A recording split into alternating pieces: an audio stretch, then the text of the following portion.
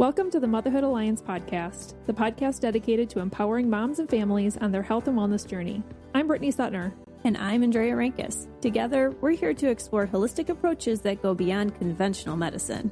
Each week, we dive into topics that matter most to you, everything from nutrition and mental health to alternative therapies and natural living.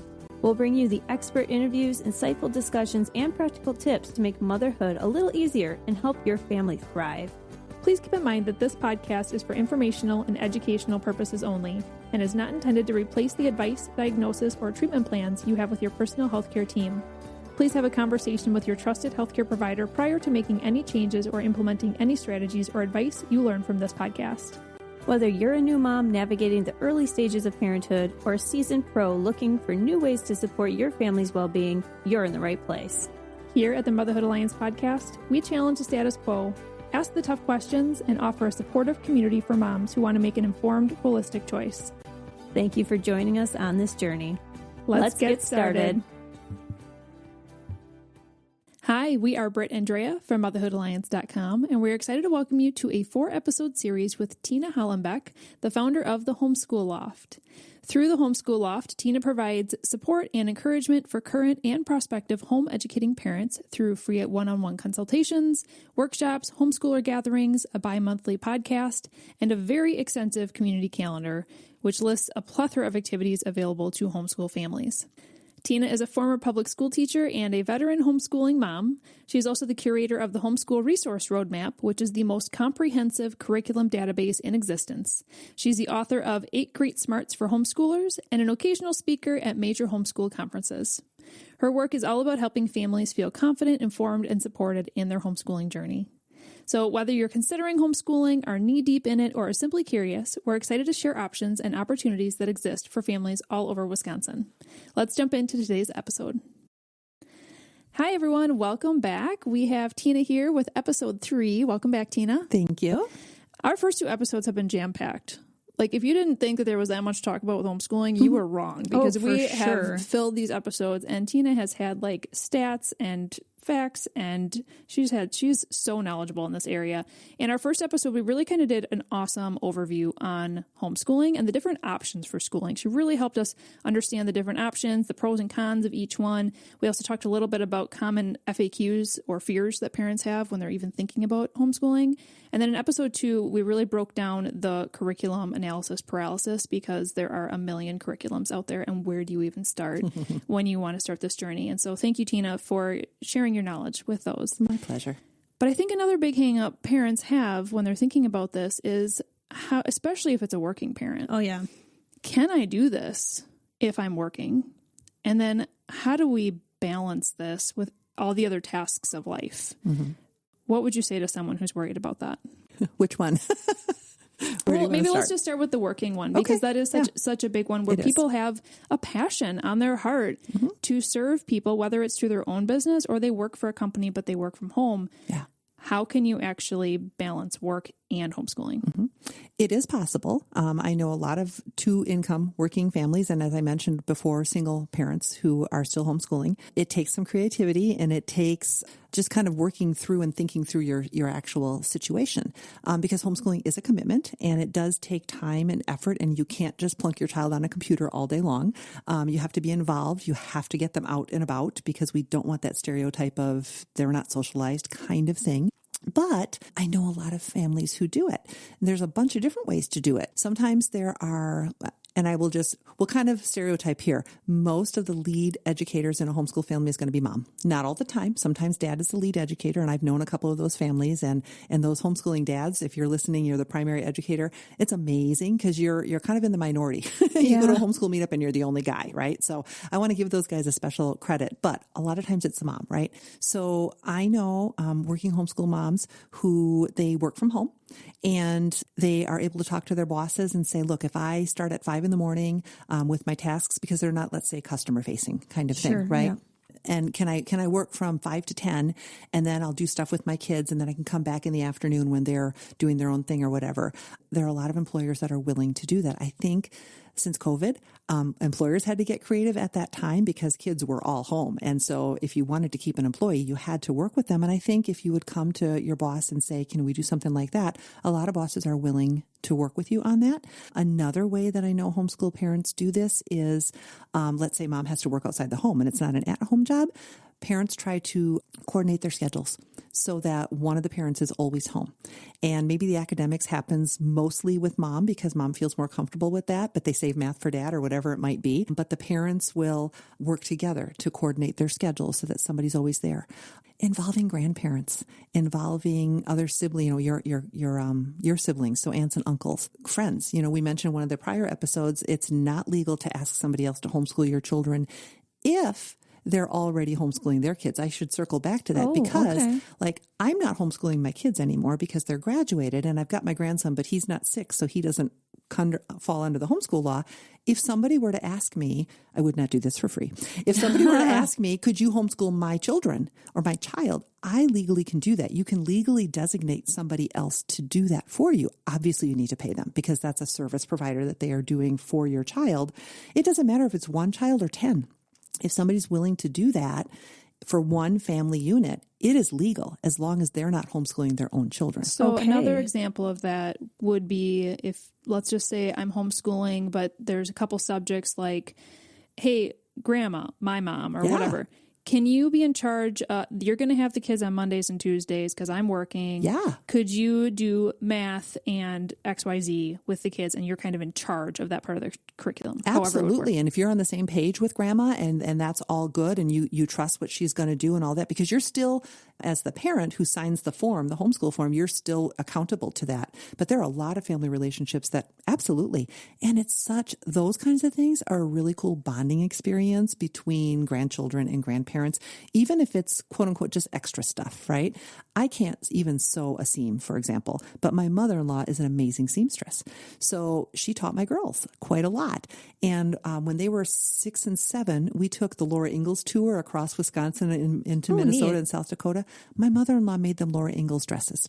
Oh. Then, when they were a few years older, we went to Williamsburg. We took a driving trip to Williamsburg, and they were like 11 and 12 at the time. So we went down to my mother-in-law's as she was making them colonial-style dresses, and they helped. That was amazing because they were old enough to help. And so to involve grandparents in that way, grandparents usually have so many skills and interests, and they want to share. And so it's a beautiful way to, again, core academics. I know a gal who's in Wausau who she's going to start homeschooling her son, and her father or father-in-law is a retired math teacher. And he said, could I do math for you? She's like, yeah. So sure, yeah, you can do that. And the absolutely. only, a restriction about that is if it's another homeschool family, your kids can't be with them full time. Other than that, the sky's kind of the limit. Well, okay, but just to also reiterate another aspect that I'm sure people would think about, if I'm homeschooling and then my friends Martha and Mary are also homeschooling, and I'm like, I love math, I don't like science, you love science, you don't like math, you're really good at English. Okay, everybody send your kids here on Mondays, and we're going to do this, and then everybody goes to Mary's house on Tuesdays. So that's the one that you're saying is not... You can on a limited basis. One thing I know comes up a lot, people don't want to dissect animals on their kitchen table. And so some families in a homeschool group be like, we're going to do a biology co-op this year. And so, Sally, the homeschool mom, is going to do all the science and dissections at her house every Tuesday afternoon or something like that, because they're all choosing to use the same science curriculum. So the reading and that kind of thing would probably be with the children at home, because that's like teenagers. So they do it at home on their own, but they go for lab with the other mom. So you have to be careful about it to not do too much. I do have an article on my website about this, what's a good rule of thumb? One of the provisions we didn't talk about before in the homeschool law is that it actually has been legal from the beginning. If you want to send your child to public school in your district for 1 or 2 classes a semester, you literally can do that by law and still be a homeschooler.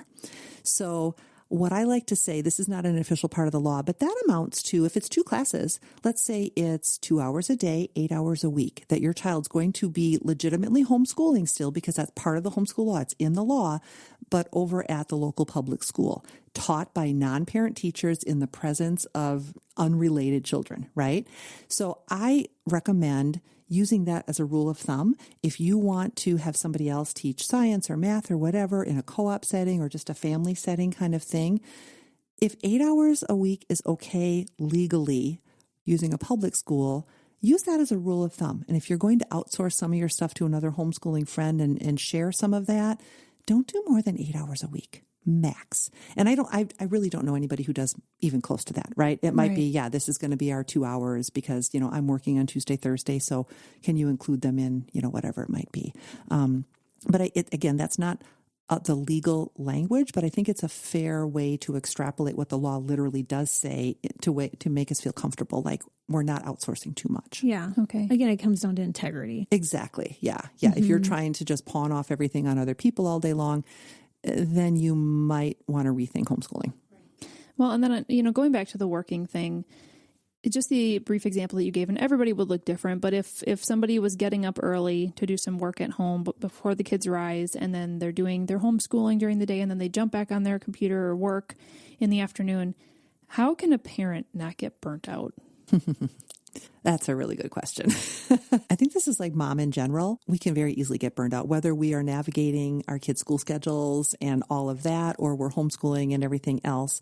We have to make margin and time for ourselves. It can't just be about always putting out for other people. So I guess it comes down to some time management.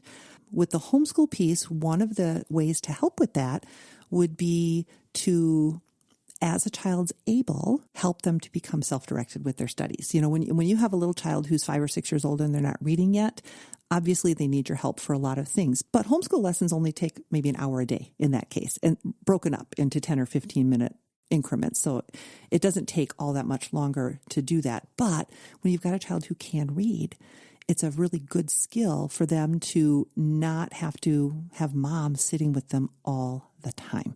It actually is a good life skill. One of the things that colleges love about homeschool graduates is they already know how to learn on their own. So they don't have the freshman fail that a lot of other kids have because they already have learned to do it. So mom shouldn't feel guilty if they're saying, okay, I'm giving my child a little math instruction, and then they're going to go off and do the assignment by themselves. You're actually teaching them to be self-sufficient, and that's a good thing. So it shouldn't be that we have to micromanage every single moment of a child's homeschool life. That actually does them a disservice, and it helps us if we can release some of it. There are some online curriculum programs too. One of the first things I did with my girls was I started using an online math for them, because if my girls were ever going to be stressed out about anything, it was math for them. And that could become very stressful for us as a family because here I'm trying to navigate the math and they're both crying over it. And I get it. Math is not their strength, but you have to do it, right? Legally and just life. And so I found a really good math program online that I liked. And they, as much as they can like math, they liked it. And it kind of took the pressure off of me, and it made sure our relationship wasn't going to get wrecked over math.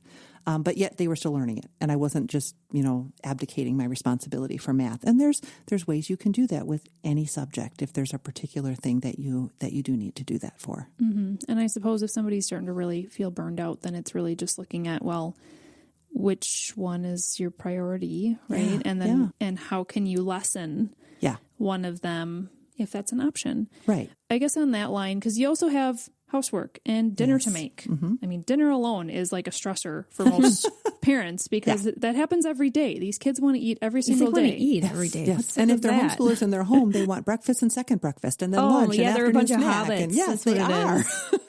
And so even just like meal prepping, that can be a chunk of time every day. And so even if somebody's not working, now if they're working, that compounds. Mm-hmm. But even if they're not working, balancing feeling present within homeschooling and knowing that that's your, quote unquote job of the day. It is. But then also balancing the house and then other responsibilities, especially a lot of us are in the sandwich generation where we're also having to take care of our parents a little bit, things like that. Do you have any tips for kind of navigating the housework and the other necessities of life? Yeah. So one of the things would be to set a routine. Like I'm not advocating saying like math is 9 o'clock every day and then science is 10 o'clock. That's just too stressful. But the routine kind of like I talk about, like if the morning a lot of times kids' brains are fresher. So it does make sense to try to do the academics in the morning, but you can get done lunch or shortly after lunch. And if you can train your kids, again, they're not 3 years old, so hopefully they can kind of self-direct and not kill each other while you do things. Yeah. But if you can say, I'm going to commit to the mornings being focused on school. And then the afternoon, they're going to be kind of entertaining themselves. I'm here, I'm doing my thing, but that's when I'm going to prep dinner. right? And I'm going to set a time and I'm going to say, 1 to 1:30, I'm going to get that stuff going so I can put dinner in the oven at the same time every day. I'm going to clean. One of the things I did was, I forget which method does this, but I cleaned a room a day. Took 20 minutes, right? After you have to kind of initially clean, okay, I need to get rid of the filth in my house. I need to take an afternoon, hubby, take the girls out so I can do this. But once the kind of basis is there, 20 to 30 minutes in the living room, you're done. Then you just cycle back. The living room happens a week from there, and you do the kitchen the next day. That really helps. And also getting the kids involved. I was just going to say, yes, I think whether you homeschool or not, that's hugely important. Homeschool kids are home. Right? So not only are you helping them learn life skills that they're going to have to know, which might be more important than math, right? In the grand scheme for some kids, they're right there. So you're helping them. They're helping you. You have to be okay with the task not being done perfectly at first, because kids need to be trained. And so you do have to let go any kind of perfectionism you might have about this is how the bathroom needs to be cleaned. If your child's listening to your instructions and they did the best they could and it's not to your standards, let it go. Sing that song from Frozen. And it's okay, because within 6 months, they're going to practice that bathroom task every week and they're going to have it glowing. And so, you have to give some grace to yourself and to your kids as well, but involve them. It's a blessing and it's a good thing. Yeah. I know with us, we have a routine. So with my boys, I had to train them. This is how I want the bathroom to be done. This is how I'd show you. This is how we clean the toilet. Yeah. And now and they're 12 and 10 too. So I can say, okay, one of you guys go clean up the bathroom. One of you guys go clean up the living room. My standards, right? Yes. And so, maybe it's in the morning we do a quick clean and you have your jobs assigned or whatever. Yep. I did that. I made up. So I used an organizational tool for the homeschooling, which we can talk about, called work boxes. But for even the house chores, we had just a door that was where they're going for upstairs. I call it our do it door. And I made a chart with pictures when they were even young, and I put every day what they had to do. And that helped to kind of organize their brains for what we do in the morning, what we do in the afternoon. Kids can do that. And I've seen myriad of these online where what are age appropriate chores for kids? So even 2 and 3-year-olds can start to be trained in how to do some of these tasks, whether you homeschool or not. And then they can get more and more responsibility. And sometimes this kind of depends on family values, but sometimes kids 9, 10, 11 will be like, how can I earn money? Yeah. Well, guess what? You don't get an allowance for cleaning your bedroom. That's part of living in our family. But if you want to do extra things like load and unload the dishwasher, or you want to clean the cat boxes because I don't want to anymore, I will pay you a little bit of money, but you're also giving them more skills and getting some of those tasks out of the way that maybe you don't really want to do. Yeah, we've done some of that too. And even still to this day, my kids in the morning, I have a kind of a checklist, and it's basic things, but also they forget otherwise. I swear, if I didn't remind them to brush their teeth, they would never brush their teeth, especially in the morning. But I would just create these charts. Now I don't need pictures anymore. Right. But I laminate them, and then they use a dry erase marker. And so it's just their mental checklist on what they need to do in the morning.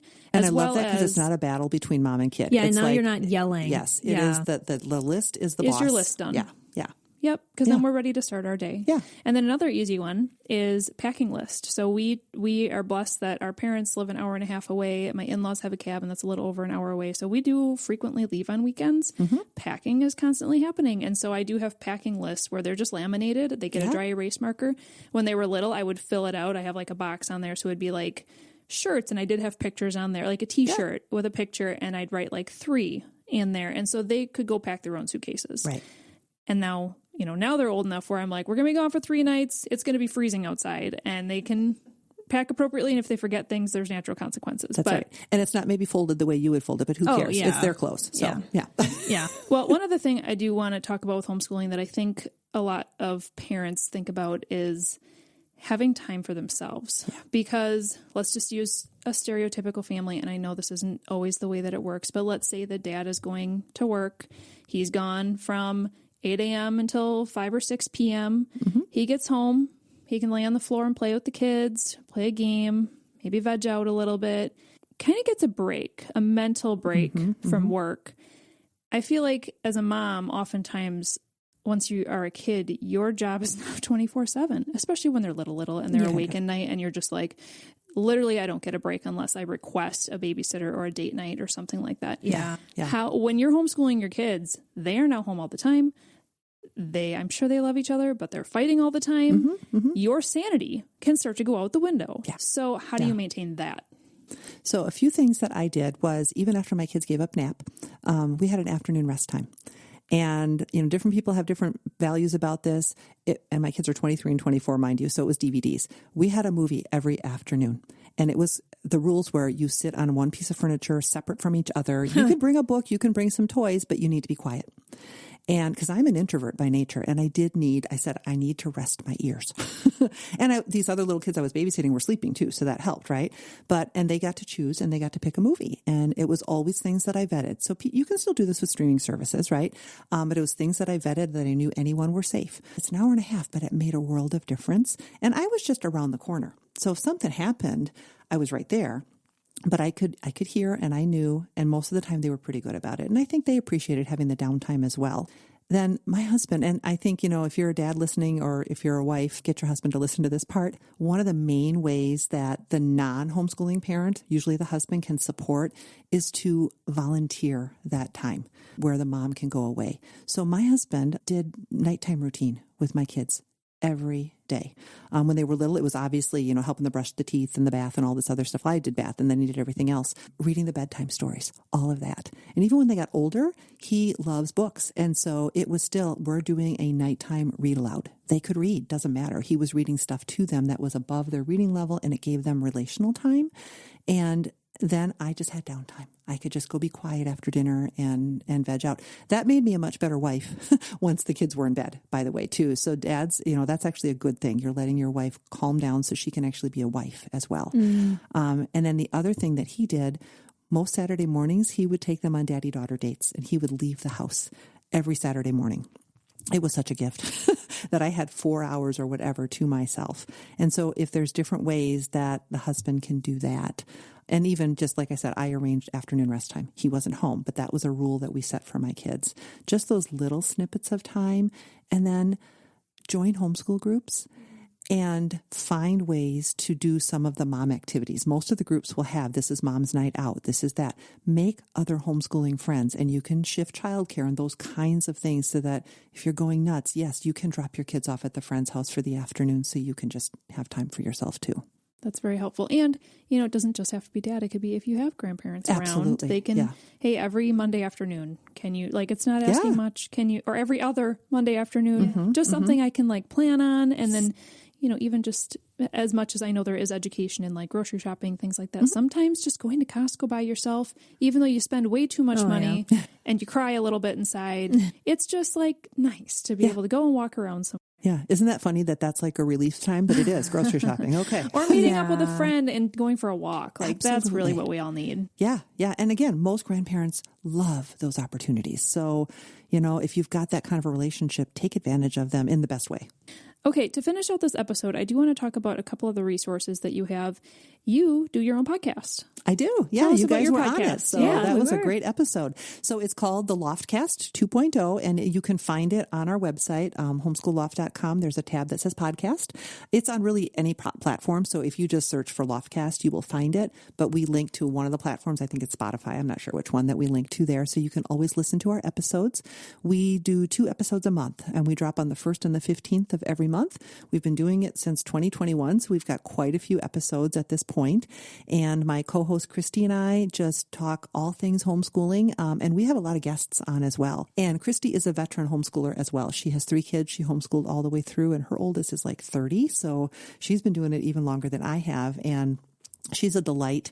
And like I said, we talk all different things and have some really cool guests on. Yeah, you have so many awesome free resources for families to learn from.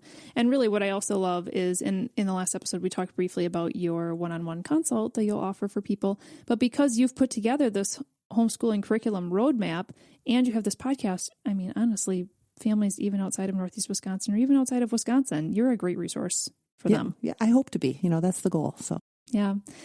All right, you guys, we have one more episode coming up. We're going to be hitting the hot topic of homeschooling high schoolers. I think a lot of people are kind of end of 8th grade. Then they kind of go into the world or ease into the world, but still under my roof, right? Mm-hmm. They can still be homeschooled at home. We're gonna break down a lot of common questions there, like how do credits work? When should families start thinking about high school planning? Just like all these different FAQs that come around this topic when our kids get older. I'm excited to dive into that. If you enjoyed this episode, would you consider leaving a rating or review or sharing it directly with a friend who could benefit from the information? We know that you're a busy mom or caregiver, and our goal is to make your life easier by bringing tips and tricks directly from experts into your earbuds. By sharing this episode with someone you love, you can play a critical role in helping to make their life easier as well. We appreciate your time, and thank you for being a part of the Motherhood Alliance family.